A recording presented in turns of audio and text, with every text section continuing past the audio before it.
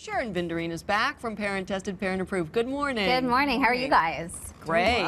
Wow. So we were just talking about the idea that in the UK, they're talking about keeping an eye on what your kids are sending out, whether it's texting, emailing, and you've got some tips for how to keep your kids safe on all of their gadgets. On all of their gadgets. So I just wanted to throw out a few stats. So in 2010, there were about 10 million in sales of tablets. By 2012, their estimate was 120 million. So there's a lot of tablets out there with a lot of our kids using those tablets. So it's trying to figure out the right way for them to be able to surf safely, essentially. So for little kids, they have tablets like the InnoTab and the Leapfrog and the Foohoo. There's a ton of them out there that have built-in safety measures in them. So your kids are not using a browser like Chrome or Explorer. They're not going online. They're not ending up on YouTube. They're just downloading apps that are safe for them. But of course, we have our older kids who want to be able to go online, who want to be able to surf. So we have lots of great tips for the older kids. So number one, it's a conversation. It's something that I think, you know, you can even develop a contract with your kids. So here's the contract. You have to give me your usernames and passwords if you want to be able to set up these social media accounts. And that way your kids know that you're going to be checking it. And I know you said you just don't have the time, and I have some software ideas for you afterwards. But letting them know that you might be randomly checking it is a really good way to let them know that they should be cautious. That's brilliant. Right? Like right off the bat, you're not sneaking it in, but you're asking for their password right off the bat. And you're letting them know, and I think that kind of puts them on guard. And you know, but a lot of kids actually don't know what's dangerous to put online. They don't realize that posting a picture of themselves at the party last week where they were wearing a midriff top and, you know, inappropriate things. I don't think they all realize that once it's out there even if you delete it. So letting them know what's safe, what kind of pictures they should put of themselves, what kind of information is safe for them to be putting out there. I think a lot of kids don't actually know that. Another really important thing, setting time limits. So we know ourselves, we can be on our Blackberries, our iPhones, our tablets all the time. But the reality is kids need more engagement. They need more activities. So setting a time limit for your kids, even your teens, as much as you have control, setting that time limit is really important. And again, we have some software that's going to help control that. The other thing is, the same way that we kind of don't bring our toddlers to the park and just leave them there, assuming they're going to do a good job and make it home on time, you know, with access to the internet, kids get computers in their rooms, they're connected online, they go into their rooms, they lock their door, they close their door, and they have enough time in order to switch the screen if you knock on their door to come in.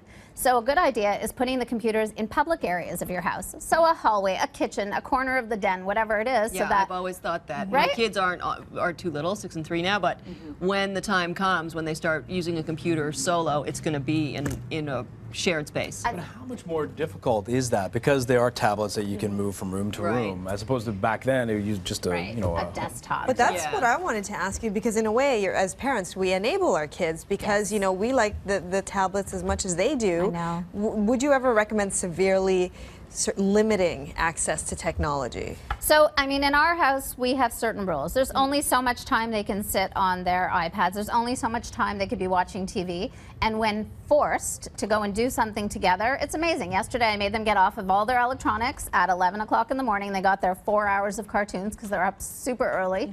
And then they were downstairs doing arts and crafts together. And even though they claimed they don't like each other, they did a pretty good job. And they were really creative. And they put on a whole show, and they made us tickets for the show. So you know what?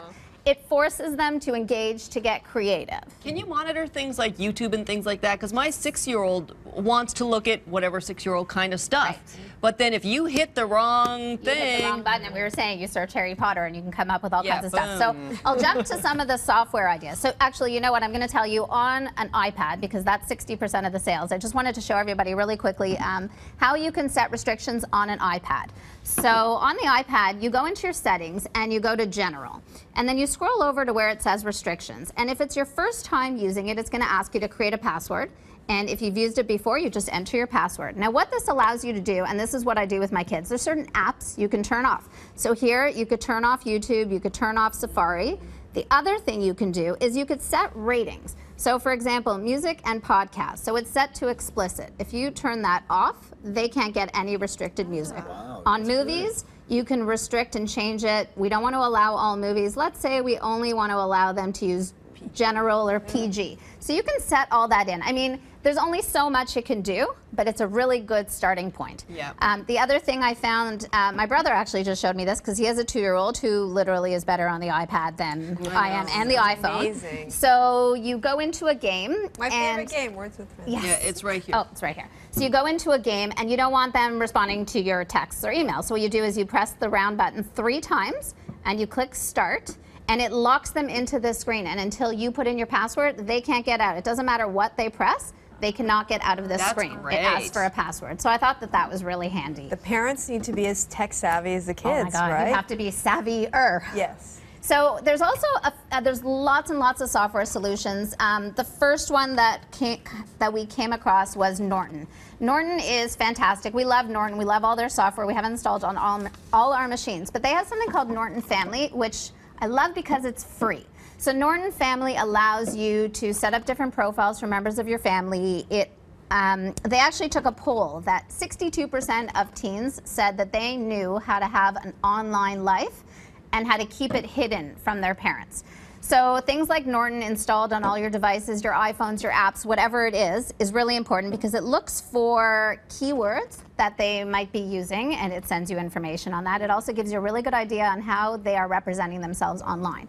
And it sends you these reports. We have to wrap it up. Is there anything else that we missed? So 2 other things, Real eBlaster quick. Mobile, Net Nanny, great solutions for getting reports because you don't have the time to sift through everything they're doing. So you want these reports coming to you on a weekly basis and you can find out everything they're doing online.